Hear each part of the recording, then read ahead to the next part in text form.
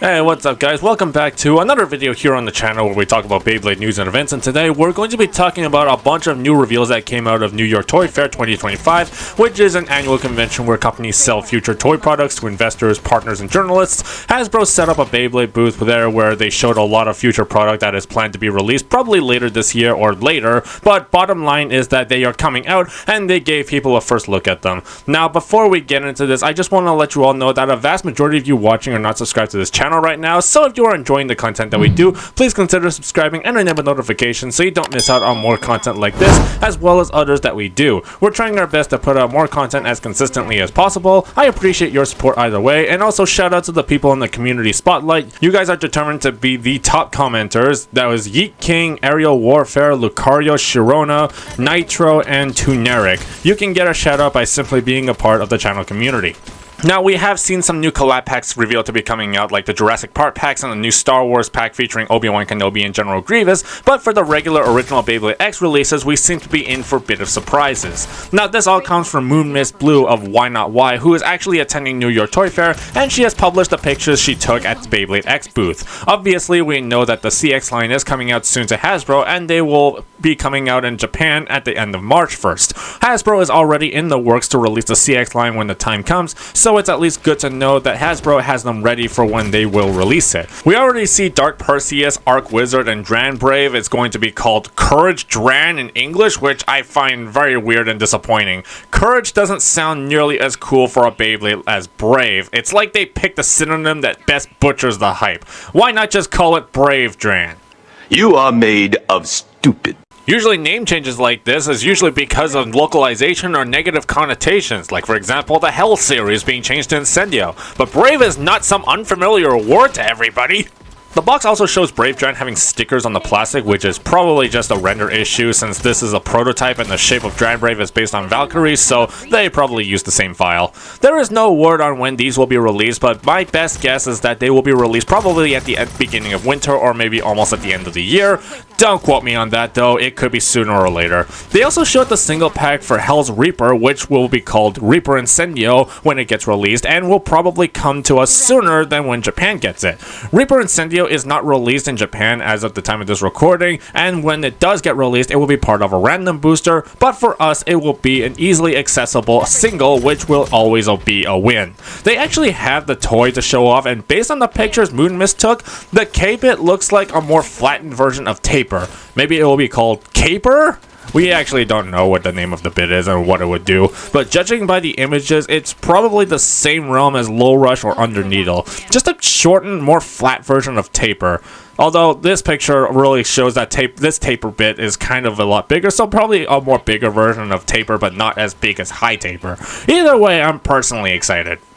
They also showed more future Hasbro releases. These I'm pretty sure were leaked previously that they will be released around end of April. We already know Obsidian Shell getting released as a single, Shadow Shinobi with the dreaded Metal Needle bit, Green Wizard Rod with the 160 Rush, the new Dran Buster, Blue Sword Phoenix, which is going to be the updated mold being sold as a single, and has Blue Hexa, so that's exciting. Black Keel Shark, actually it's already out. I think Kimbo already did a video on it. We also see dual packs of Pearl Tiger or Weiss Tiger and Takartami, and actually a new Hasbro original, which is Gill Shark 470 Orb. It's a stamina build, and actually Gill Shark is a clone of Shelter Drake. It's the exact same mold, so that is pretty crazy that we are getting practically Shelter Drake so easily here in the West.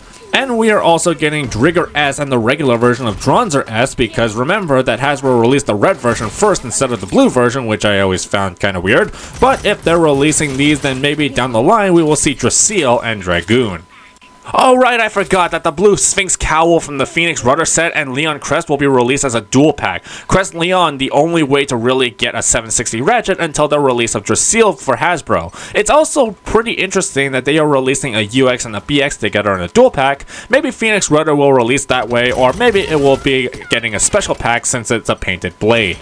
Now, that is really all the reveals that we got from Toy Fair. Now, we're not actually done. Moonmistblue actually revealed that Hasbro is working on putting together a World Championship Series. So after so many months, almost a full year of the criticism of Hasbro not doing tournaments, it turns out behind the scenes, they are figuring all that out. Remember that Kai Cenat has been in talks before with Hasbro potentially doing a huge Beyblade tournament, so if Hasbro is working on putting together a huge international tournament, I can't help but feel like that they are going to try and get Kai Cenat involved in some way to really bring more attention to it. Now, as of the time of this recording, that is really only the word of mouth from the Hasbro official that Moonmistblue relayed to us, and the culmination of this World Series is supposed to take place in Japan. So right now, Hasbro is just figuring all that stuff out. Pretty sure it takes a long time planning out regarding schedule, budget, and even releases, because if you're going to have a World Series, you're gonna have to get your releases caught up to Takaratomi, which I imagine is how CX is already being produced and shown, so you gotta make sure everyone has equal access to products to have an even playing field.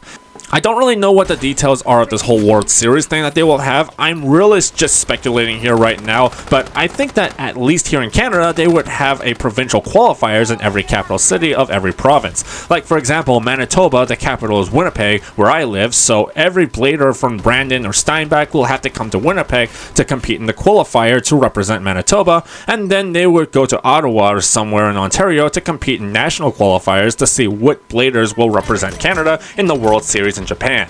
That's really my speculation and really my idea of how they would probably do a World Series. I'm not Hasbro. I don't know what they are planning or intending to do with this World Series tournament, but it's at least great to know that Hasbro is actually planning something and doing something to appeal to the competitive market. I don't know if Takaratomi will be involved in the process since they are already having an Asia Championship Series.